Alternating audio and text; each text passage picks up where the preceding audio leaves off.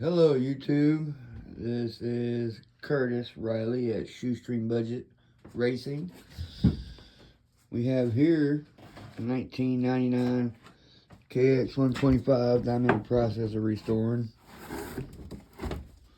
There's all the plastics.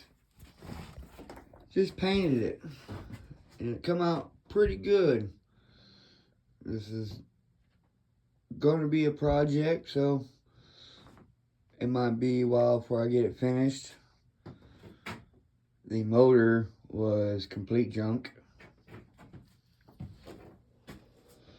Got all the parts though. Case is actually totaled, so I'm waiting on it right now in the mail. Once it gets here, we'll start getting the motor together. I will let y'all in my journey whenever I get through. Alright, everybody have a good day.